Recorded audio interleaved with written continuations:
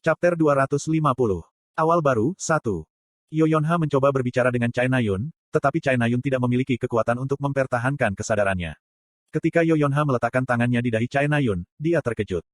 Tubuh Chai Nayun terbakar, sedemikian rupa sehingga suhunya akan tak tertahankan jika Yo Yonha bukan manusia super. Chai Nayun bersikeras mendengarkannya, tetapi Yo Yonha memaksanya ke tempat tidur. Sebagai pahlawan, Chai Nayun beberapa kali lebih kuat dari Yo Yonha. Namun, Yo Yonha menyeretnya dengan mudah. Chai Nayun kelelahan, baik secara fisik maupun mental. Yo Yonha memberi Chai Nayun obat. Tempat tidur buatan tangan Kim Hajin memeluk Chai Nayun dengan erat, dan dia segera tertidur. Melihat Chai Nayun yang tidur nyenyak, Yo Yonha memikirkan bagaimana menjelaskan semuanya. Keahliannya, sirkuit pemikiran, digunakan dengan kekuatan penuh. Tetapi solusi untuk memecahkan jaringan hubungan yang berbelit-belit ini tidak mudah ditemukan. Satu-satunya solusi yang bisa dia pikirkan adalah menerobos secara langsung. Pada saat itu, cahaya bulan memasuki ruangan dari jendela. Dibiaskan oleh kaca jendela, sinar bulan bersinar seperti permata. Yo Yonha menggosok matanya, bingung oleh adegan itu. Jari-jarinya menjadi berair. Saya pikir kelenjar air mata saya mengering. Kurasa air mataku masih tersisa untuk menangis. Yo Yonha menghela nafas ketika dia mendorong rambutnya ke atas. Dia duduk di sebelah Chai Nayun dan menunggu. Dia mengatur semua yang ingin dia katakan di kepalanya. Waktu berlalu, meskipun lambat. Cahaya bulan menjadi cerah kemudian redup, dan langit menjadi lebih gelap kemudian sedikit lebih terang. Suara hujan jatuh bergema di ruangan sunyi. Sekitar subuh, hujan berhenti. Dunia berbinar, seolah hujan menyapu setiap setitik debu. Sekitar saat itu, Yo Yonha merasakan tatapan padanya. Dia memindahkan pandangannya dari pemandangan luar ke tempat tidur dan melihat Chai Nayun menatapnya. Petik 2. Tetap diam, kata Yo Yonha dengan lembut. Tentu saja, Chai Nayun tidak dalam mood untuk sekadar beristirahat. Dia mengangkat bagian atas tubuhnya. Apakah karena tempat tidur, atau apakah itu kekuatan pemulihan Chai Nayun yang unik? Dia tidak diragukan lagi dalam kondisi yang jauh lebih baik daripada sebelumnya. Petik 2. Apakah kamu baik-baik saja? Yo Yonha bertanya pada Chai Nayun. Chai Nayun mengangguk dalam diam, lalu bergumam. Ceritakan semua yang kau tahu. Saya bisa menerimanya. Saya bisa menerimanya. Apa yang Anda ketahui, apa yang saya tidak tahu, dan bagaimana keadaan menjadi seperti ini. Petik 2. Suaranya memiliki tekad yang kuat. Namun, Yo Yonha tidak bisa mempercayainya. Itu bukan karena dia adalah orang yang tidak percaya secara normal. Itu karena Chai Nayun tidak menyadari banyak hal. Dia tidak tahu tentang insiden Kuang Oh, bahwa keluarga mereka yang mengambil Kim Hajin. Jika dia tahu, apakah dia bisa menanggungnya? Petik 2. Bisakah kamu benar-benar menanganinya? Yo Yonha bertanya dengan cemas. Chai Nayun mengembalikan senyum percaya diri. Kamu pikir aku ini siapa? Saya benar-benar serius sekarang. Saya mungkin memukul Anda jika Anda tidak mengatakannya. Petik 2. Mendengar kata-kata setengah bercanda Chai Nayun, Yo Yonha membuat senyum pahit. Dengan itu, dia dengan hati-hati mulai berbicara. Apakah mayat itu punya bukti? Petik 2. Ya, benar, jawab Chai Nayun dengan susah payah. Lengan kanan Chai Jinyon itu menjadi iblis. Petik 2. Begitu, Yo Yonha mengangguk. Karena itu masalahnya, dia bisa membicarakan hal berikutnya. Tetapi sebelum itu, dia membutuhkan waktu untuk mempersiapkan hatinya. Yo Yonha menghela nafas. Kemudian, dia menatap Chai Nayun. Kenapa kamu tidak memberitahuku sebelumnya? Melihat Chai Nayun yang menanyakan hal seperti itu, Yo Yonha mulai menjelaskan mengapa Kim Hajin membunuh Chai Jinyon, dan bagaimana ia datang untuk mengetahuinya. Orang itu menyuruhku untuk tidak melakukannya. Orang itu, Kim Hajin melakukannya. Petik 2. Iya, itu yang dia katakan. Anda saat itu tidak bisa menangani kebenaran. Dia tidak ingin kamu mogok, jadi dia memutuskan untuk menahannya sendirian. Petik 2. Jangan memberitahu Chai Nayun. Apapun alasannya, akulah yang membunuh Chai Jinyon. Yo Yonha ingat dengan jelas Kim Hajin mengatakan kata-kata itu dengan senyum sedih di wajahnya. Petik 2. Aku tidak bisa menangani kebenaran. Chai Nayun menggertakkan giginya. Akulah yang memutuskan apakah saya menerima kebenaran atau tidak. Bagaimana Anda bisa memutuskan untuk saya? Dia mencibir ide itu. Sementara itu, Yo Yonha melanjutkan, ya, itulah yang dipikirkan orang itu. Dan dia benar. Dia bisa mengatasinya, dan kamu tidak bisa. Petik 2. Yo Yonha berbicara dengan pasti. Dia memiliki keberanian untuk dibenci, dan keberaniannya berakar pada keyakinannya yang kuat akan keyakinannya. Karena dia adalah returner. Sebuah apa? Chai Nayun mengerutkan alisnya. Itu adalah reaksi yang Yo Yonha harapkan, jadi dia mulai menjelaskan lebih lanjut. Meski sulit dipercaya, semuanya masuk akal. Tiba-tiba beralih dari pedang ke senjata, menyelamatkan Chai Nayun, Rahel, dan bahkan dirinya sendiri dari jin, membujuk Chai Nayun untuk beralih ke pedang, mengetahui bahwa Chai Jinyon memiliki benih iblis di dalam dirinya, mencari tahu cara membunuh setan di dalam Chai Jinyon. Setiap pengorbanan yang dia lakukan tidak dapat dijelaskan jika dia bukan pengembalian. Petik 2. Dalam Timelin tempat dia berasal, kamu pasti sudah hancur karena Chae Jinyon menjadi iblis. Karena itulah dia menyembunyikan kebenaran darimu dan membunuh Chae Jinyon sendirian. Petik 2. Yoyonha meraih tangan Chae Nayun. Namun, Chae Nayun mengusirnya dengan ganas. Kamu, apa kamu pikir itu masuk akal? Chae Nayun tidak bisa mempercayainya. Meskipun banyak keajaiban telah terjadi di dunia, kembali ke masa adalah yang paling mustahil. Tetapi di sisi lain, gambar Kim Ha-jin muncul di benaknya. Cara dia selalu percaya diri dalam tindakan dan kata-katanya menanamkan benih keraguan di hatinya. Itu tidak masuk akal. Bagaimana dia bisa menjadi? Chae Nayun tidak bisa menyelesaikan kalimatnya. Melihat ini, Yoyonha perlahan bangkit.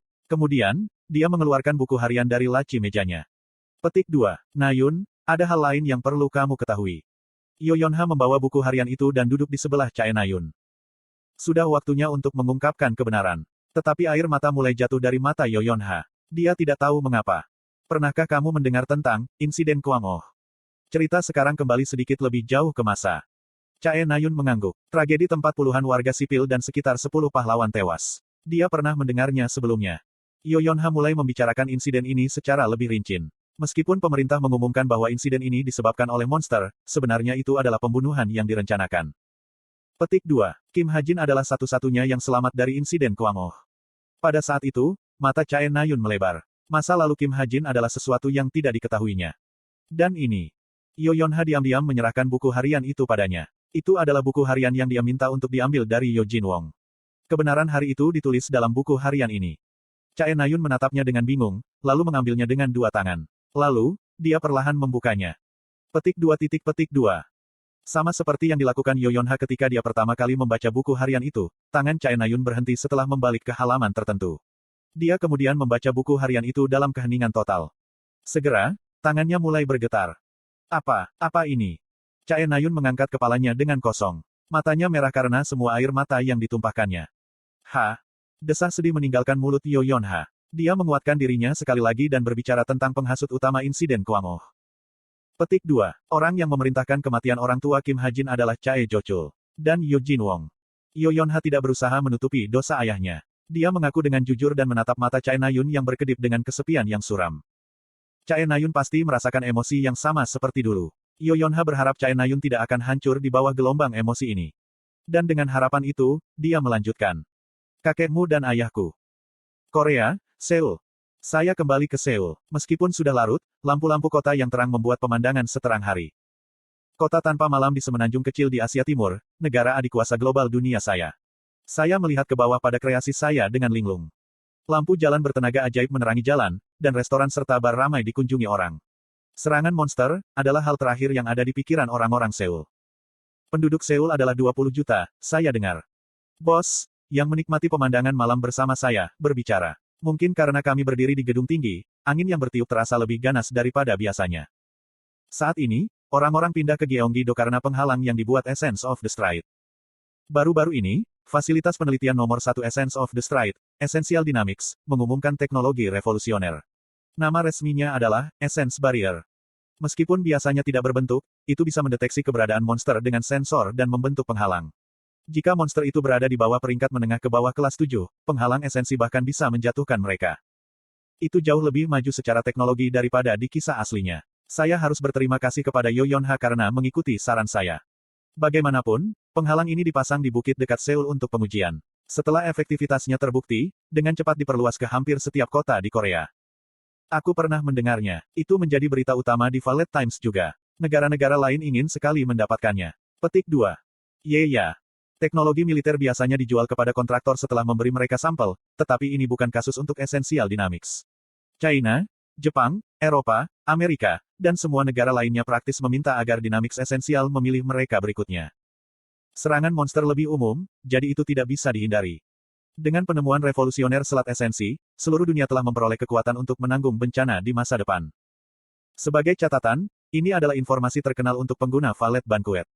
Karena Tower of Wish, Valet Banquet mulai menjual sesuatu yang disebut majalah isu terbaru. Setiap masalah mencakup sebagian besar insiden besar yang terjadi di bumi, sehingga mudah bagi pemain untuk mengejar semua yang terjadi di bumi. Aku senang mendengarkanmu sebelumnya. Pada saat itu, tiba-tiba bos menyebutkan sesuatu yang aneh. Datang lagi. Aku memiringkan kepalaku. Apa yang saya katakan padanya? Saat aku bertanya-tanya, bos memberitahuku jawabannya. Kau memberitahuku untuk membeli saham Essence of the Stride. Ah, gelombang.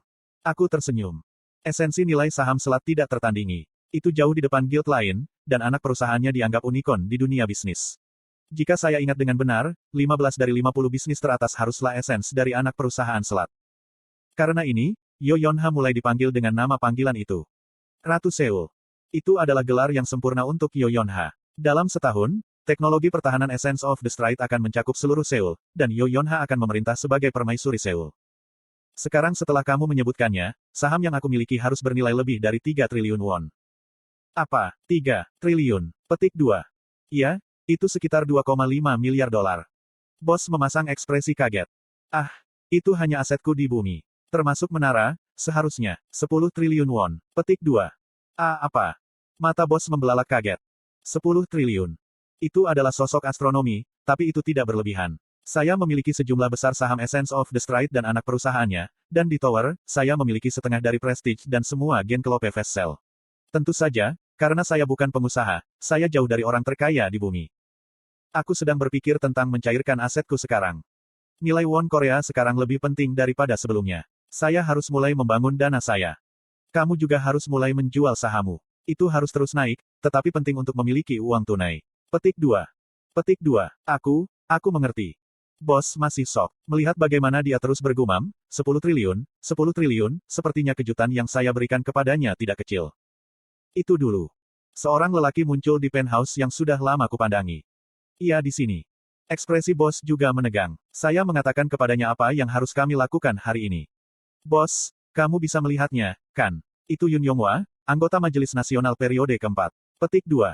Yun Yonghwa. Dia adalah kanker masyarakat. Begitulah cara saya menulisnya. Saya ingat membuatnya korup mungkin dalam novel saya. Dia terus-menerus menghalangi Kim Suho dan Yo Yonha, semua saat mengkhianati negaranya. Dia menerima suap dari Orden. Jadi hari ini, kita akan membunuhnya. Petik 2. Orden memberi Yun Yonghwa hadiah luar biasa seperti berlian darah, tiket masuk Tower of Wish, dan emas infus mana. Menurut Book of Truth, harga semua yang diterimanya jauh lebih dari 5 miliar won. Petik 2. Jadi itu bagian dari balas dendam yang kita ambil melawan bajingan belalang itu. Permisi. Oh, ya. Petik 2. Saya tidak berpikir sejauh itu, tetapi memang benar bahwa terakhir kali membuat saya marah. Ditambah lagi, selama seminggu setelah hidup kembali, saya terus-menerus diganggu oleh pikiran-pikiran yang rumit, seolah-olah saya masih saya bahkan setelah hidup kembali. Tapi mengapa kamu tidak menunggu sedikit? Tidak banyak yang diketahui tentang monster humanoid dan Orden sekarang. Petik 2. Orden adalah tipe yang bisa digunakan dalam bayangan. Kami melakukan ini untuk menariknya ke permukaan. Petik 2. Aku meraih busurku ketika aku mengatakan itu. Tetapi pada saat itu, kami tiba-tiba disergap. Sebelum saya bisa menembak busur saya, puluhan monster muncul di atap gedung. Monster seperti hiena tidak membuat suara atau mengeluarkan kehadiran apapun. Petik 2 tanda hubung tanda seru petik 2. Bos melangkah keluar dan menyapu mereka. Dalam keadaan yasyanya, bila bayangan bos memotong-motong monster tanpa ampun. Dinilai oleh teriakan mirip manusia dari monster, saya pikir mereka mungkin adalah monster humanoid Orden. Kuak. Kek. Membunuh mereka bukan masalah tapi merawatnya setelah itu. Tembak. Yun Yonghwa tidak lagi berada di penthouse. Dia mungkin menggunakan gulungan sihir untuk berteleportasi sementara kami terganggu oleh monster humanoid. Daripada itu, saya tidak berpikir dia akan memiliki monster sebagai penjaga. Apakah kamu baik-baik saja, Hajin? Iya nih. Sepertinya saya meremehkan Orden. Saya akhirnya membiarkan target saya pergi, tetapi tidak ada masalah. Lagi pula, aku punya Clock Hand of Fate. Saya langsung mengaktifkan keterampilan unik saya, dan dunia mulai berputar kembali. Tungkai-tungkai monster yang terurai kembali bersatu, Yun Yonghwa muncul di penthouse sekali lagi, dan bos dan aku bergerak sampai kami berdiri di tempat yang sama dengan kami yang baru 3 menit sebelumnya. Petik 2. Jadi itu bagian dari balas dendam yang kita ambil melawan bajingan belalang itu. Aku segera mengambil busurku dan memasukkan 5 panah biji gelap ke sana. Lalu, aku memasukkan kekuatan sihir stigma ke Aether untuk mencari targetku. Aether mendeteksi setidaknya 200 monster. Saya terkejut bahwa begitu banyak monster bisa masuk dalam ruang sekecil itu. Bos, bangunan itu adalah benteng. Kekuatan sihir transparan membentuk penghalang di sekitar bangunan, dan monster berpatroli di kegelapan untuk tanda bahaya. Untuk beberapa alasan, monster-monster ini tidak mengungkapkan sedikit pun keberadaan atau aura mereka. Petik 2. Bos, minggir sedikit. Saya menanamkan 3,5 garis stigma ke dalam 5 panah. Lenganku memanas hingga tingkat yang menyakitkan, tetapi aku bisa bertahan sebanyak ini berkat statistik fisikku yang meningkat. Gu. Busur mulai bersinar putih, dan panah biji gelap beresonansi dengan kekuatan sihir. Saya menargetkan semua 200 monster termasuk Yun Yonghua. Dengan 5 panah ini, saya berencana untuk membantai mereka semua. Ketika saya melepaskan tali busur, panah melesat ke depan seperti sambaran petir. Dalam sekejap mata, panah supersonik diam-diam menghilangkan monster. Di langit malam yang gelap, panah-panah itu bergerak seolah-olah mereka punya pikiran sendiri. 3 detik kemudian, semua monster dimusnahkan, dan sebuah panah menusuk pinggang Yun Yonghua. Dia tidak menyadari bahwa dia diserang untuk waktu yang lama. Petik 2. Saya berencana membunuh Yun Yonghua tetapi memutuskan sebaliknya ketika saya memikirkan apa yang dikatakan bos. Memang benar bahwa saya tidak perlu membunuhnya sekarang. Kuak. Yun Yonghua mulai menggeliat kesakitan. Karena aku menusuk pinggangnya, bagian bawah tubuhnya seharusnya benar-benar tidak dapat digunakan sekarang. Kamu tidak membunuhnya? Tanya bos. Petik 2. Ya, kupikir akan lebih baik jika aku membunuhnya nanti. Saya memutuskan untuk membiarkannya hidup-hidup untuk saat ini sebagai peringatan dari Black Lotus. Peringatan agar tidak berpihak pada Orden, dan memperingatkan Orden sendiri. Wah, apa yang terjadi? Aku tidak tahu, Tuan. Kekuatan sihir tiba-tiba. Tunggu, ini adalah monster. Mereka semua mati. Mengapa mereka begitu banyak? Para pahlawan, yang merasakan kekuatan sihir saya, mulai berdatangan. Mereka menemukan mayat monster, lalu memasuki gedung dan melihat Yun Yonghua. Tidak, Yun Yonghua melihat mereka terlebih dahulu. Hei, keparat, di sini. Saya sekarat, bantu aku dulu. Seperti yang diharapkan dari seorang anggota Kongres yang pernah menjadi pahlawan, dia tidak mati dengan mudah. Sederhana. Saya memanggil Spartan. Pururu. Dia diam-diam terbang dan mendarat di pundakku. Saya mempercayakan dia dengan satu tugas. Ungkapkan semua bukti yang Yun Yonghua miliki di rumahnya. Spartan mengangguk dan dengan cepat menyusup ke penthouse. Dia menemukan brankas tempat suap disimpan dan melemparkannya ke lantai. Koang. Pintu penthouse dengan cepat terbuka. Pahlawan, yang mendengar tangisan Yun Yonghua, memasuki kamarnya. Apa ini?